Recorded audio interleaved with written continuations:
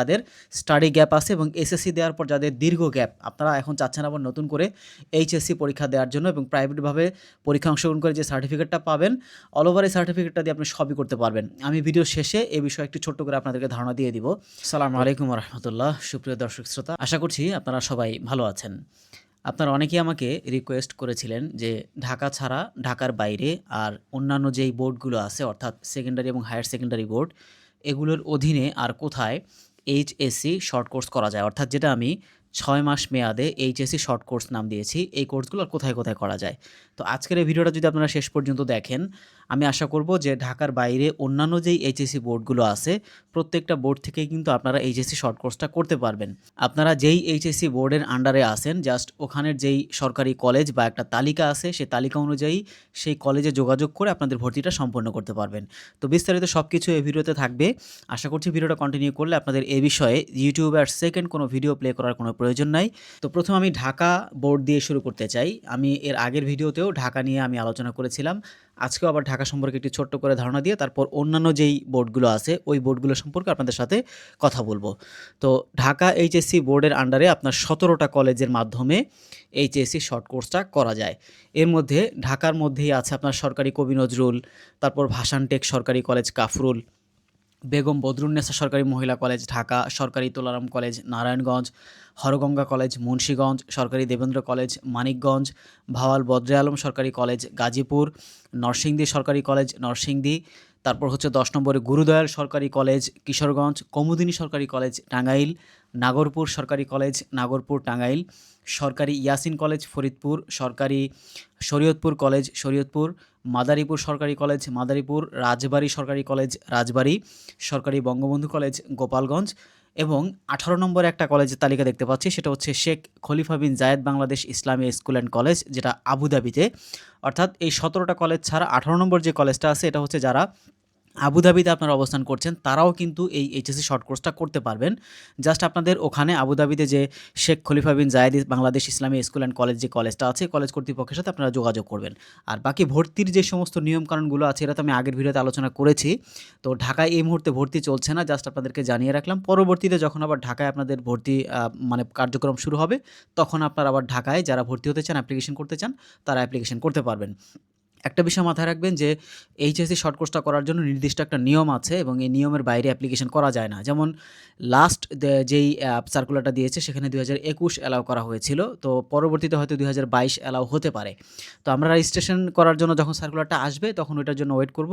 ওই সময় আবার যখন প্রয়োজন পড়বে আমি আপনাদেরকে আবার সেই বিজ্ঞপ্তিটা আপনাদের সামনে উপস্থাপন করার চেষ্টা করব। তো চলুন এর পরবর্তীতে আমি অন্য আরেকটা বোর্ডে চলে যাই।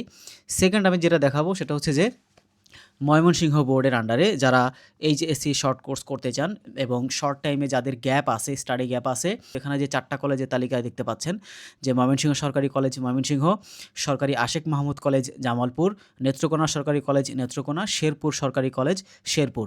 যারা ময়মনসিংহে আছেন তারা কিন্তু এই 4টা কলেজের আন্ডারে আপনারা উচ্চ মাধ্যমিক সার্টিফিকেট এইচএসসি প্রাইভেট কোর্সটা করতে পারবেন। এই কোর্সটা কিন্তু এই কলেজগুলোতে আপনারা যোগাযোগ করলে তাদের কাছ থেকে ইনফরমেশন নিতে পারবেন। এরপরে তৃতীয় নম্বরে আমি যাচ্ছি যশোর বোর্ডে। যশোর বোর্ডেও যারা আপনারা আছেন, যশোর বোর্ডের আন্ডারে যে সমস্ত স্টুডেন্টরা আছেন বা যশোরে অস্থায়ীভাবে যারা এখন বসবাস করছেন, তারা যদি চান যে আপনাদের যাদের স্টাডি গ্যাপ আছে, তারা চাইলে কিন্তু যশোর বোর্ড থেকে করতে পারেন। তো যশোর বোর্ডে বেশ কিছু কলেজ আছে, এখানে প্রায় 12টা কলেজের আমি তালিকা দেখতে পাচ্ছি। সাতক্ষীরা সরকারি কলেজ, সরকারি প্রফুল্লচন্দ্র কলেজ, সরকারি কুষ্টিয়া সরকারি কলেজ, মেহেরপুর সরকারি কলেজ, চুয়াডাঙ্গা সরকারি কলেজ, তারপরে হচ্ছে সরকারি city college Jessore, cantonment college Jessore, তারপর হচ্ছে বিএএফ শাহিন কলেজ যশোর, সরকারি কেসি কলেজ ঝিনাইদহ, সরকারি ভিক্টোরিয়া কলেজ নড়াইল, সরকারি এইচএসএস কলেজ মাগুরা এবং দৌলতপুর দিবানৈশ কলেজ যেটা দৌলতপুর খুলনাতে। এই কলেজগুলোর আন্ডারে কিন্তু আপনারা যারা যশোরের আন্ডারে আছেন, অর্থাৎ যশোর উচ্চ মাধ্যমিক এবং মাধ্যমিক শিক্ষা বোর্ডের আন্ডারে আছেন, আপনারা কিন্তু চাইলে এই কলেজগুলো থেকে কিন্তু আপনারা রেজিস্ট্রেশন করতে পারবেন। এরপরে আমি যেই বোর্ডে যাব সেটা হচ্ছে যে কুমিল্লা বোর্ডে। অনেকেই আমাকে বলেছেন যে আসলে কুমিল্লা এবং চট্টগ্রাম কি একসাথেই হয় কিনা? আসলে ২ টা বোর্ড কিন্তু আলাদা। কুমিল্লা বোর্ডে আলাদা একটা বোর্ড এবং চট্টগ্রাম আলাদা একটা বোর্ড। তো কুমিল্লা বোর্ডের আন্ডারে কিন্তু এখানে বেশ কিছু কলেজের তালিকা আমি দেখতে পাচ্ছি। যেমন কুমিল্লা ভিক্টোরিয়া সরকারি কলেজ কুমিল্লা, চাঁদপুর সরকারি কলেজ চাঁদপুর, ব্রাহ্মণবাড়িয়া সরকারি কলেজ ব্রাহ্মণবাড়িয়া, নোয়াখালী সরকারি কলেজ নোয়াখালী, হাতিয়া দ্বীপ সরকারি কলেজ হাতিয়া নোয়াখালী, লক্ষ্মীপুর সরকারি কলেজ লক্ষ্মীপুর এবং ফেনী সরকারি কলেজ ফেনী। এই ৭টা কলেজের আন্ডারে কিন্তু আপনারা যারা কুমিল্লা বোর্ডের আন্ডারে আছেন তারা কিন্তু রেজিস্ট্রেশন করতে পারবেন। যারা ঢাকায় বা অন্যান্য বোর্ডে আসতে চান না তারা চাইলে দিনাজপুরের এখানে হচ্ছে ৮টা কলেজের তালিকা আছে। এই ৮টা কলেজের নাম আমি বলে দিচ্ছি, যেমন রংপুর সরকারি কলেজ রংপুর, দিনাজপুর সরকারি কলেজ দিনাজপুর, ঠাকুরগাঁও সরকারি কলেজ ঠাকুরগাঁও, মকবুলার রহমান সরকারি কলেজ পঞ্চগড়, লালমনিরহাট সরকারি কলেজ লালমনিরহাট, নীলফামারী সরকারি কলেজ নীলফামারী, কুড়িগ্রাম সরকারি কলেজ কুড়িগ্রাম এবং গাইবান্ধা সরকারি কলেজ গাইবান্ধা। এই কলেজগুলো থেকে আপনারা যারা দিনাজপুর বোর্ডের আন্ডারে আছেন, আপনাদের অবগতির জন্য আমি জাস্ট আপনাদেরকে এই দিনাজপুর বোর্ডেরটাও জানিয়ে দিলাম। এরপর হচ্ছে যারা সিলেট বোর্ডের আন্ডারে আছেন, অর্থাৎ সিলেট বোর্ড থেকেও আপনারা চাচ্ছেন করার জন্য, তাদের জন্য আমি এখানে কয়েকটা কলেজের নাম বলে দেই। এই কলেজগুলো থেকে আপনারা চাইলে সিলেটে যারা আছেন তারা কিন্তু অংশগ্রহণ করতে পারবেন।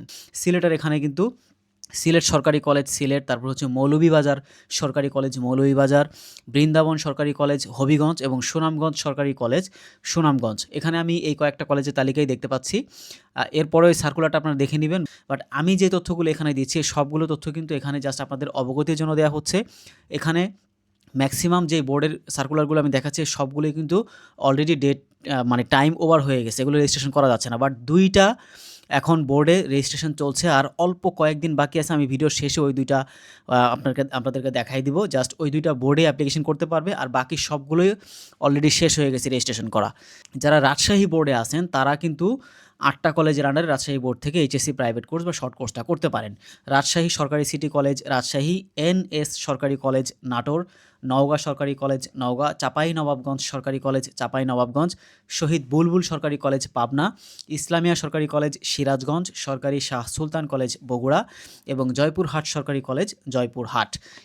এরপরে আমি যেটা দেখাবো সেটা হচ্ছে চট্টগ্রাম বোর্ড থেকে যারা এইচএসসি শর্ট কোর্স করতে চায় কোন কোন কলেজ থেকে আপনারা করতে পারবেন। চট্টগ্রাম জেলায় আছে হচ্ছে চট্টগ্রাম কলেজ চট্টগ্রাম, চট্টগ্রাম সরকারি মহিলা কলেজ চট্টগ্রাম শুধুমাত্র মহিলাদের জন্য এটা, সরকারি কমার্স কলেজ চট্টগ্রাম এটা ব্যবসায় শিক্ষা শাখার জন্য। এরপরে কক্সবাজার জেলায় আছে কক্সবাজার সরকারি কলেজ কক্সবাজার, রাঙামাটি জেলায় আছে রাঙামাটি সরকারি কলেজ রাঙামাটি পার্বত্য জেলা, খাগড়াছড়ি জেলায় আছে খাগড়াছড়ি সরকারি কলেজ খাগড়াছড়ি পার্বত্য জেলা, বান্দরবন জেলায় আছে হচ্ছে বান্দরবন সরকারি কলেজ বান্দরবন পার্বত্য জেলা।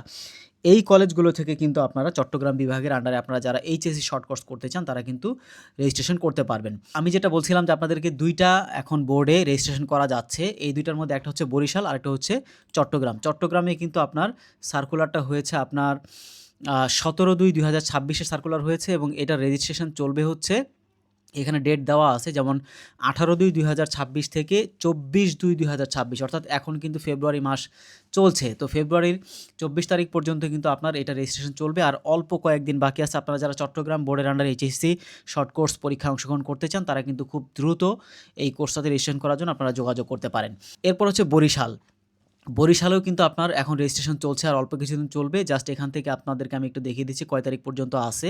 এই যে দেখেন এখানে 19/2/2026 থেকে 25/2/2026, অর্থাৎ আর অল্প কয়েকদিন বাকি আছে।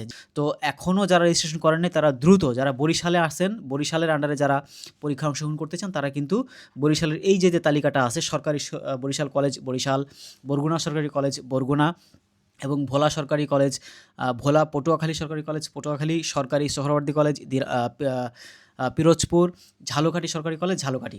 এই কয়েকটা কলেজের আন্ডারে কিন্তু আপনারা এইচএসসি শর্ট কোর্স যারা প্রাইভেট কোর্সে আন্ডারে রেজিস্ট্রেশন করতে চান তারা কিন্তু করতে পারেন। এখন আসি যে আমি যে কলেজগুলোর তালিকা আপনাদেরকে দেখালাম এই কলেজগুলো থেকে আপনারা আসলে কী কোর্স করবেন। যেমন ধরেন যে আপনারা যারা এখন বরিশাল থেকে রেজিস্ট্রেশন করতে চাচ্ছেন তাদের এখন করণীয় কী হবে। তাদের করণীয় হবে যে আপনারা এখন কলেজের অধ্যক্ষ বরাবর একটা অ্যাপ্লিকেশন করবেন যে আপনি এত সালে এসএসসি পরীক্ষা দিয়েছেন, এখন আপনার একটা স্টাডি গ্যাপ ছিল, আপনি নতুন করে আবার এইচএসসি পরীক্ষার জন্য অ্যাপ্লিকেশন করতে চাচ্ছেন বা ভর্তি হতে চাচ্ছেন। এই যেমন এখানে লেখা আছে যে আপনি অবশ্যই আপনার যেই অধ্যক্ষ আছে সেই অধ্যক্ষ বরাবর আপনি অ্যাপ্লিকেশনটা জমা দিবেন। জাস্ট সাদা কাগজে আপনি লিখে আপনার এসএসসির মার্কশিট এবং আপনার সার্টিফিকেট আপনার ভোটার আইডি কার্ড যদি থাকে বা জন্ম নিবন্ধন অনলাইন কপি থাকে, এগুলো সব কাগজপত্র সত্যায়িত করে এবং আপনি মাঝখানে যে কোথাও স্টাডি সেন্টারে বা কোনো কলেজে আপনি ভর্তি হন নাই বা রেজিস্ট্রেশন করেন নাই, সেটার একটা প্রত্যয়নপত্র আপনি দিয়ে দিবেন। দিয়ে এই কাগজগুলো একসাথে অ্যাপ্লিকেশনের সাথে আপনি এই যে 6টা কলেজ আছে, 6টা কলেজের আন্ডারে আপনি যে এলাকার মধ্যে আছেন বা যে কলেজের আন্ডারে আছেন, অথবা চাইলে আপনি অন্য কোনো একটা কলেজেও রেজিস্ট্রেশন করতে পারেন যদি আপনি সেখানে অস্থায়ীভাবে বসবাসরত থাকেন। তো এভাবে কিন্তু আপনি আপনার ফর্মটা সাবমিট করবেন। সাবমিট করার পর কলেজ কর্তৃপক্ষ ESIF একটা সাইট আছে প্রত্যেকটা বোর্ডের আন্ডারে, তারা নিজেরাই কলেজ কর্তৃপক্ষ আপনার এই অ্যাপ্লিকেশনটা করে রেজিস্ট্রেশন করে আপনাকে তারা জানাবে বা আপনার সাথে তারা কমিউনিকেশন করবে। এরপরে হচ্ছে আপনার রেজিস্ট্রেশন কার্ড আসবে, আপনার অ্যাডমিট কার্ড আসবে। তারপর হচ্ছে 2026 সালের পরীক্ষার্থী যারা ইন্টারমিডিয়েট পরীক্ষা দিবে তাদের সাথে আপনাদের পরীক্ষাটা হয়ে যাবে। ঠিক একইভাবে যারা চট্টগ্রামে আছেন, যেমন একটু আগে আপনাদেরকে আমি বলছিলাম যে যারা চট্টগ্রাম থেকে রেজিস্ট্রেশন করতে চান তারাও কিন্তু আর অল্প কয়েকদিনের জন্য আপনারা রেজিস্ট্রেশন করতে পারবেন। এটা 24/2/2026 পর্যন্ত থাকবে। সেম অ্যাজ আমি একটু আগে যেটা বললাম ওইভাবেই কিন্তু আপনারা এই সমস্ত কাগজগুলো সব সাজাবেন। সাজানোর পরে চট্টগ্রামের আন্ডারে আপনি যেই কলেজের আন্ডারে বা যেখান থেকে আপনি স্টাডি সেন্টার চুজ করতে চান ওই কলেজে গিয়ে আপনি যোগাযোগ করে তাদের কাছে আপনার ফাইলটা সাবমিট করবেন। আপনি প্রতিনিয়ত কলেজের সাথে যোগাযোগ রাখবেন, 26 সালের পরীক্ষার্থীর সাথে আপনি পরীক্ষাটা দিয়ে দিবেন। তো এই হচ্ছে মোটামুটি এটার অ্যাপ্লিকেশন প্রসেস। আর এর মধ্যে আরও বেশ কিছু নিয়ম আছে, যেমন যারা সশস্ত্র বাহিনীতে আছে বা পুলিশে আছে কিংবা বিভিন্ন বাহিনীতে কর্মরত আছে তাদের ক্ষেত্রে কিন্তু নির্বাচনী পরীক্ষা দিতে হয় না। আর যারা মানে নর্মাল স্টুডেন্ট আছেন, স্টাডি গ্যাপ আছে, তারা কিন্তু আপনাদের নির্বাচনী পরীক্ষায় অংশগ্রহণ করতে হবে। তো এই হচ্ছে মোটামুটি প্রসেস। আর সরকারিভাবে এই কোর্সটা করতে গেলে খরচের পরিমাণ খুবই কম। আপনারা কলেজ কর্তৃপক্ষের সাথে যোগাযোগ করে কোন কলেজের কীরকম খরচ হয় সে কলেজ কর্তৃপক্ষ আপনাদেরকে এটা বলে দিবে। কারণ আগে থেকেই কত খরচ হবে এই বিষয়টা এখান থেকে বলা মুশকিল। এক কলেজের আপনার ভর্তির ক্রাইটেরিয়া এবং তাদের কলেজের নির্ধারিত কিছু ফি থাকে এবং তাদের কিছু হিডেন চার্জ থাকতে পারে। এগুলো মিলিয়ে সর্বসাকুল্যে যা হয় কলেজের সাথে আপনারা যোগাযোগ করে সেইগুলো আপনারা দিয়ে সাবমিট করবেন। তবে পরিমাণ খুবই কম হবে, হ্যাঁ? বিলো 10,000 এরকম হতে পারে বা এর কাছাকাছি বা কম বেশি হতে পারে। জাস্ট একটা আইডিয়া আপনাদেরকে দিয়ে দিলাম। এর মধ্যে আপনাদের হয়ে যাবে আশা করি ইনশাল্লাহ। এবং ডেসক্রিপশন বক্সে আমি সবগুলোরই ওয়েবসাইটের লিঙ্ক দিয়ে রাখবো। আপনারা ওই ডেসক্রিপশন বক্সের লিঙ্ক চেক করে আপনারা নিজেরা ভিজিট করে মাঝে মাঝে চেক করবেন যে আসলে আপনি যেই বোর্ডের আন্ডার আছেন ওই বোর্ডের সার্কুলারটা দিয়েছে কিনা। আপনাদেরকে প্রত্যেকটা ওয়েবসাইটের লিঙ্ক আমি দিয়ে রাখবো। জাস্ট আপনারা লিঙ্কে ক্লিক করবেন। লিঙ্কে ক্লিক করে ঢোকার পরে মাধ্যমিক উচ্চ মাধ্যমিক শিক্ষা বোর্ড ঢাকার ওয়েবসাইট, আপনারা এখানে আসলেন। আসার পরে জাস্ট এই যে এটা লিখে সার্চ করলেই হবে, এটা ডেসক্রিপশন বক্সে দেওয়া থাকবে। এরকমভাবে প্রত্যেকটা ওয়েবসাইটে আপনারা ক্লিক করে ঢুকবেন। ঢোকার পরে এখানে আসলে দেখবেন যে এখানে আপনার এইচএসসি কর্নার আছে, যেটা নাই সেটাতে আপনারা গিয়ে লেটেস্ট যে নোটিশগুলো আছে ওগুলো চেক করলেও পেয়ে যাবেন। তো আমি যদি এইচএসসি কর্নারে ক্লিক করি, হ্যাঁ, তো এখানে আমার লেটেস্ট যে নোটিশগুলো আমি এখানে দেখব। ঠিক একইভাবে যদি আপনারা আরেকটু পেছনে যান, এখানে খুঁজলে আপনারা এই যে দেখবেন যেখানে যেমন 26 সালে উচ্চ মাধ্যমিক এইচএসসি পরীক্ষা অংশগ্রহণে ইচ্ছুক প্রাইভেট পরীক্ষার্থীদের জ্ঞাতব্য নিয়মাবলী, এটাই হচ্ছে 26 সালের সার্কুলারটা, ঠিক আছে? আমি যদি এখানে ক্লিক করি, ক্লিক করার পরে এই যে আমি একটু আগে আপনাদেরকে ঢাকার যে সার্কুলারটা দেখালাম যেটা 8/12/2025 হয়েছে, এই সার্কুলারটাই। ঠিক একইভাবে আপনারা এই যতগুলো ওয়েবসাইট আছে সবগুলো ওয়েবসাইটে ক্লিক করে কিন্তু আপনারা এইচএসসি কর্নারে গিয়ে কিংবা এইখানে তাদের যে লেটেস্ট যে নোটিশ থাকবে, অথবা এটা বাম পাশেও থাকতে পারে, মাঝখানেও থাকতে পারে, যে কোনো জায়গায় থাকুক আপনারা লেটেস্ট নোটিশগুলো আপনারা চেক করবেন, অথবা এইচএসসি কর্নারে ক্লিক করে আপনারা চেক করবেন। চেক করে প্রাইভেট এই পরীক্ষায় অংশগ্রহণ ইচ্ছুক যারা শিক্ষার্থী ওই অংশগ্রহণ করতে চায় সেই নোটিশগুলো আপনারা চেক করবেন। চেক করলে আপনারা পেয়ে যাবেন। তো আশা করছি আজকের এই ভিডিওটাতে যারা এইচএসসি শর্ট কোর্স করতে চাচ্ছিলেন এবং যাদের স্টাডি গ্যাপ রয়েছে, এসএসসি পরীক্ষা দেওয়ার পর অনেক লম্বা গ্যাপ আছে, বা কিংবা আপনার 95, 96, 91 বা তার আগেও আপনারা যারা অনেকে এসএসসি পরীক্ষা দিয়েছেন, আপনারা এইচএসসিতে রেজিস্ট্রেশন করতে পারবেন এবং পড়াশোনা করতে পারবেন। আরেকটা গুরুত্বপূর্ণ কথা বলে রাখি, সেটা হচ্ছে যে এই শর্ট কোর্সের সার্টিফিকেট দিয়ে কিন্তু পরবর্তীতে আপনি ডিগ্রি এবং মাস্টার্স কোর্সও করতে পারবেন, এবং এটা দিয়ে আপনি রেগুলার অন্যান্য যে ইউনিভার্সিটিগুলো আছে সেখানেও আপনি অ্যাডমিশন নিতে পারবেন, এবং দেশে এবং দেশের বাইরে কিন্তু শিক্ষার জন্য আপনার কিন্তু একটা বেশ ভালো একটা সুযোগ তৈরি হবে আমি আশা করি। আপনারা বিভিন্ন পেশায় আপনার সরকারি বেসরকারি বিভিন্ন পেশাতে আপনারা কিন্তু সার্টিফিকেটগুলো সাবমিট করতে পারবেন, কোনো অসুবিধা নেই। এই সার্টিফিকেটটা সেম হচ্ছে আপনার রেগুলার স্টুডেন্ট যারা আছে এইচএসসি সার্টিফিকেট যেরকম হয় আপনাদেরটাও সেম হবে, একই রকমভাবে হবে। আপনারা তাদের সাথে পরীক্ষা দিবেন, তাদের সাথে আপনাদের রুটিন হবে, তাদের সাথে আপনাদের বইপত্র একই রকম হবে।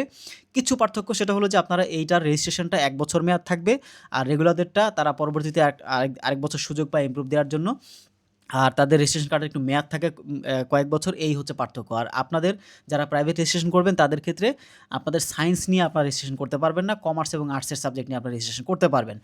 আর বিশেষ সুবিধা হলো যে এইটার আপনার ক্লাস করা লাগে না এবং পুরো বছরে বা ২ বছর আপনাদের ক্লাসে যাওয়ার কোনো প্রয়োজন নেই।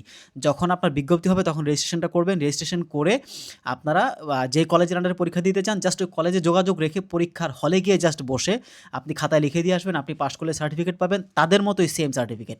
শুধুমাত্র হচ্ছে যে আপনার রেজিস্ট্রেশন কার্ডে প্রাইভেট লেখা থাকবে আর তাদের রেজিস্ট্রেশন কার্ডে রেগুলার লেখা থাকবে। তো এই কিছু সিম্পল পার্থক্য ছাড়া আর তেমন কিছু পার্থক্য নাই, পড়ালেখা এবং সার্টিফিকেট সব কিছুই সমমান। আশা করছি আপনাদের প্রাইভেট এইচএসসি শর্ট কোর্সের যত ধরনের প্রশ্ন ছিল সব কিছু আপনাদেরকে আমি বলে দিয়েছি, এবং এই বিষয়ে আরও যদি প্রশ্ন থাকে আমাদের সাথে যোগাযোগ করতে পারেন। ভালো থাকবেন সবাই। আসসালামু আলাইকুম রহমতুল্লাহ।